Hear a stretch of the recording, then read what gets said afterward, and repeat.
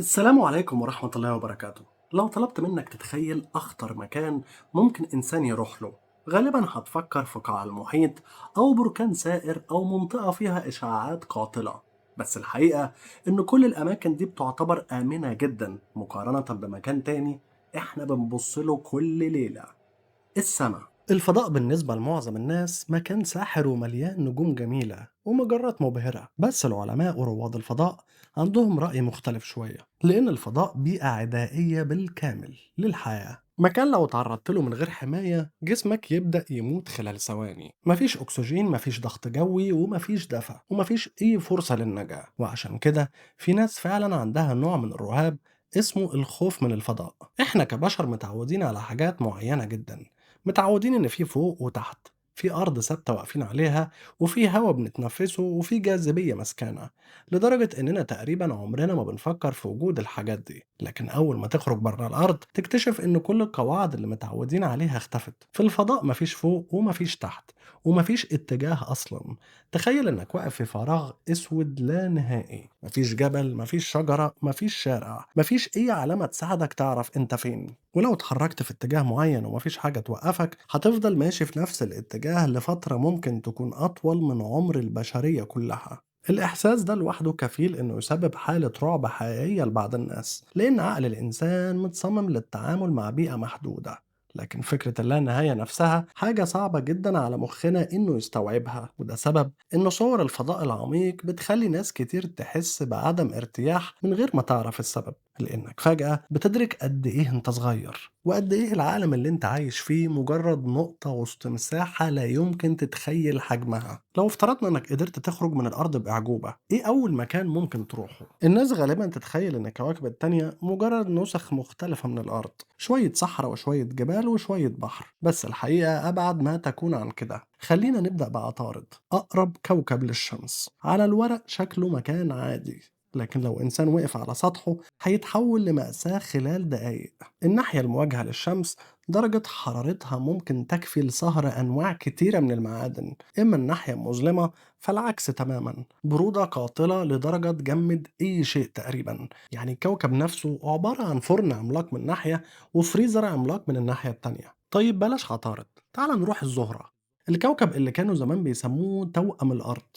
ولسنين طويلة العلماء تخيلوا إن ممكن يكون صالح للحياة، لحد ما بدأت المصابير الفضائية توصل هناك، وساعتها كانت الصدمة.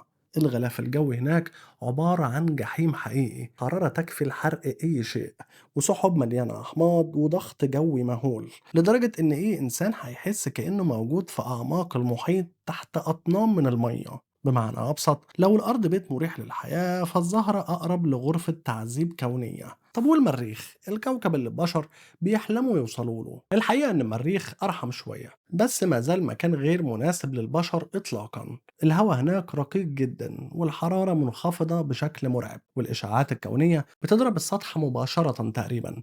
لو وقفت هناك من غير حماية كافية فرص نجاتك هتبقى شبه معدومة. وده بيخلينا ندرك حاجة مهمة جدا: احنا متخيلين ان الارض مجرد كوكب وسط كواكب كتير، بس لما تبص على جيرانها تكتشف ان وجود الحياة بالشكل اللي احنا عايشينه ده استثناء نادر جدا.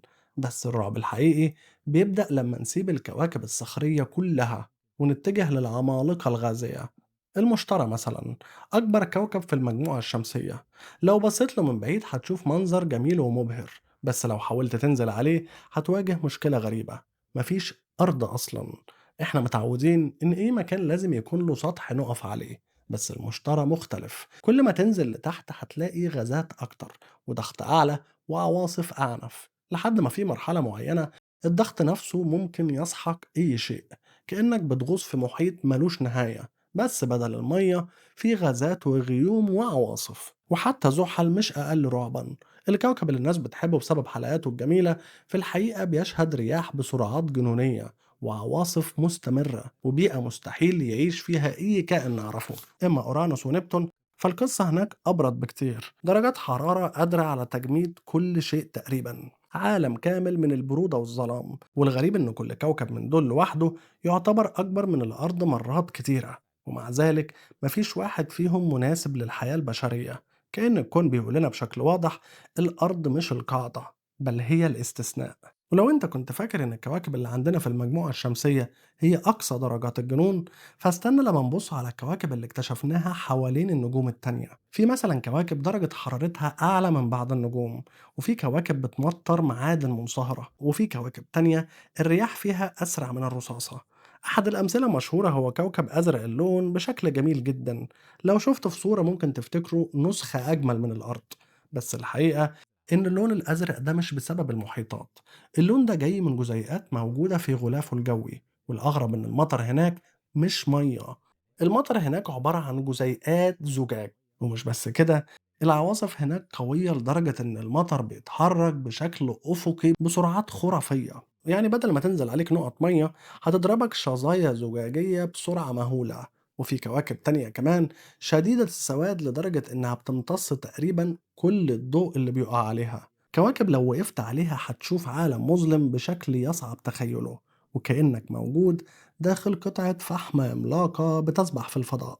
كل ما تتعمق في الصورة تحس إنك بتصغر أكتر وأكتر، لحد ما توصل لحقيقة صادمة: إن الإنسان بكل حضاراته تاريخه وسرعاته وإنجازاته لا يمثل إلا ذرة صغيرة جدا في الكون العملاق. ولو في شيء واحد يستحق لقب الوحش الحقيقي للكون فغالبا هيكون الثقب الأسود. الثقب الأسود مش حفرة في الفضاء زي ما ناس كتير متخيلة، الثقب الأسود منطقة الجاذبية فيها قوية لدرجة إن حتى الضوء نفسه ما يقدرش يهرب منها. لو اقتربت من ثقب أسود كبير جدا هتبدأ ظواهر غريبة تحصل. الزمن نفسه بيتغير، الثواني عندك ما تبقاش زي الثواني عند الناس البعيدة عن الثقب الأسود. كل ما قربت أكتر كل ما الزمن عندك يبطأ أكتر. ولو كانت التكنولوجيا تسمح إن حد يراقب المشهد ده من الخارج، ممكن يشوف الشخص وهو بيتحرك ببطء شديد جدا، وفي النهاية يختفي. الثقوب السوداء من أكتر الأجسام الغامضة اللي اكتشفها العلم، ولحد النهاردة ما زالت فيها أسرار وأسئلة أكبر من الإجابات نفسها. وده ممكن اللي يخليها مرعبة، لأن الإنسان بطبيعته بيخاف من المجهول، ومفيش شيء في الكون مجهول أكتر من الثقب الأسود.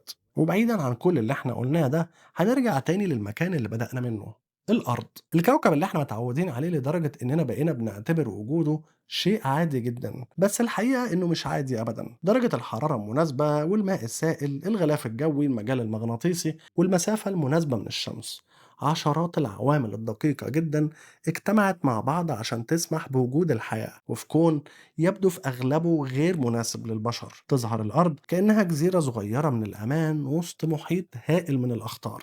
وعشان كده كل ما عرفنا أكتر عن الكون كل ما فهمنا قيمة المكان اللي احنا عايشين فيه، وكل ما أدركنا إن النجاة على الكوكب ده نعمة أكبر مما نتخيل. لو وصلتوا لحد هنا انتوا فعلا أجدع ناس.